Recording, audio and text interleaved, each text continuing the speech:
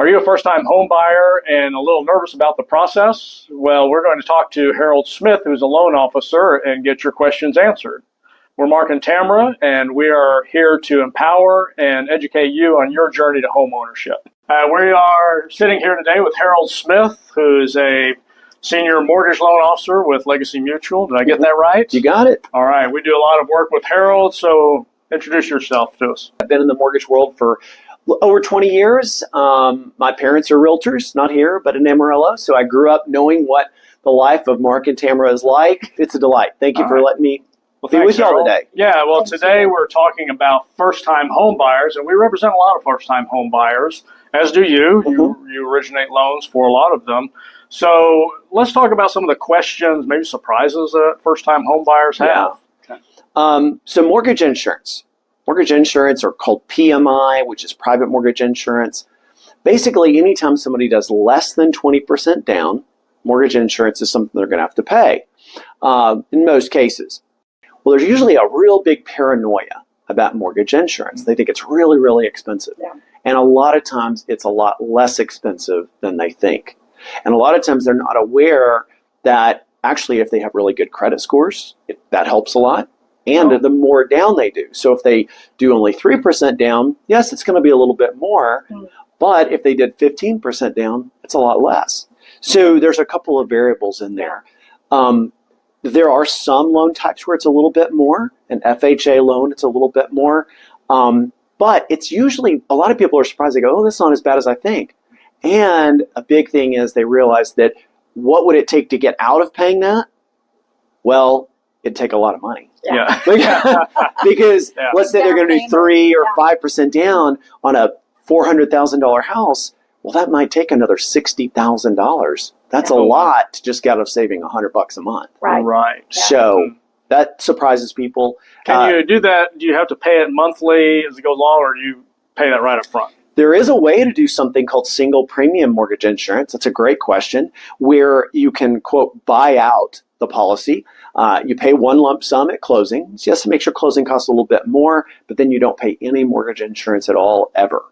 So that is a possibility for some borrowers. There's a few cases it doesn't work, but it does for a lot of people, especially if they have good credit. And if they're going to stay in the house for a while. That is exactly right. Right. The other kind of thing we have to play with there, and this is really hard to know for sure, is, well, what if rates fell in 2 years or 3 years? Maybe it's better to have the monthly, and then maybe when we refinance, we could drop the mortgage insurance out altogether. So there's a couple other, we kind of play the what if scenarios and, see what they feel good about. Another one that a lot of people are very pleasantly surprised about, especially first time home buyers, they're usually renting right now or leasing, is that they get to skip a month after their closing. Let's say we closed mid-February, make it up.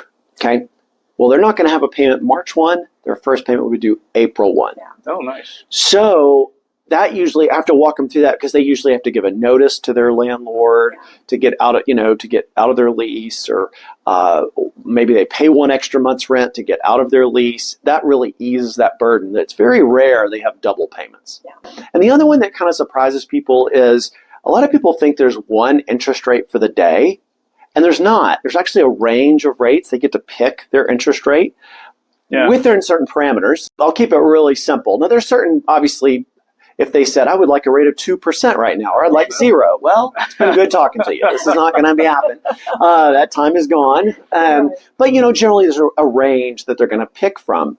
And it's basically the simplistic is, as the rate goes down, closing costs go up. But if the rate shows a higher rate, closing costs go down.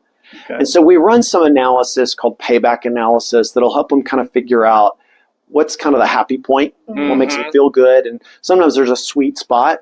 For some clients, I have a client right now who actually is going to close, let's see, next week at 5.75. Nice. Yeah. Very nice. Now, Now, he did buy down the rate a little bit, so he chose to have his closing costs a little bit higher. He has plenty of money. Some clients, though, that's just not an option for them, and that's okay. So we kind of find the happy point. Sometimes, and you guys are really good about this, you can sometimes negotiate for that to be paid for by the seller. Right. Sometimes that can happen. Not always. Not always, but it does happen sometimes. Yeah. Now, you had a question about down payment, Tamara. You were talking. Oh, yeah, because that's one of the number one questions I get from people is they still have the misconception that you have to put 20% down to get a house. You don't have to do 20% down. Let's just say that right now, you don't. Now, yes, if you can do 20% down, no, you wouldn't have any mortgage insurance, and there's some other things. Your payment's lower, which is nice. Right. Yeah. But a lot of times I'll have clients who say, oh, I'm going to definitely do 20% down. And that's fine if that's what they want to do. But I usually say, well, why don't we just look at an idea? Maybe let's look at 10% down. And a lot of times they're very surprised that the payment doesn't drop as much as they think. And they realize that lets them keep back $30,000, $40,000, $50,000. And they're like, oh, wow. Okay, maybe my payment is $150, $200 higher. But wow, I've got all that money that I've got, and I could maybe do upgrades to the house or do other things. It's just one of those things you have to balance out. And for first-time buyers, it's nice to know you don't have to accrue 20% before you can jump in the market. There are ways to get in the market without putting that much down. We've had plenty of clients that have done 3% and 5% down, or a veteran that's done 0 down. Wow. That's right. Yeah. There's kind of let's say 3 major routes that a borrower can go. Conventional is by far in the Dallas-Fort Worth area the most common. That would be a loan that conforms to the guidelines of Fannie Mae and Freddie Mac. And I usually tell clients, I'll go, you don't need to know what Fannie Mae and Freddie Mac do. They're like the governing body of lending land. That's the way I put it. They make the big rules. We want to follow the big rules because they've got the best rates. So the bulk of loans in the DFW area are those. FHA probably comes in next. Generally, there are times that FHA is the best option for some clients. Maybe if their credit score is just a little bit lower, we might do that. Might give them still a better rate, better payment terms. FHA, you could do as little as 3.5% down. You do not have to be a first-time home buyer for FHA. Right. I should have said this on conventional. For a first-time home buyer, they could do as little as 3% down. Wow. And then there's VA. You're a veteran. Which is the VA one? Y'all have. VA is obviously, you do have to be a veteran to do that, but you can get it for 0 down. And there is no mortgage insurance. So it's Did we do 0 down when we used it? I don't know. I don't remember. And that is a very good point.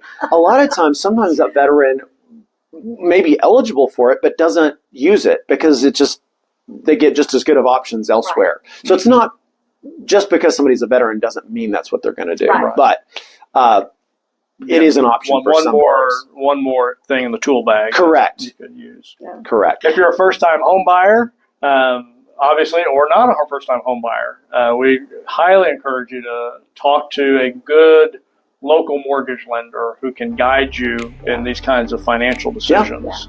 Yeah, give Harold a call. He's great. That's right.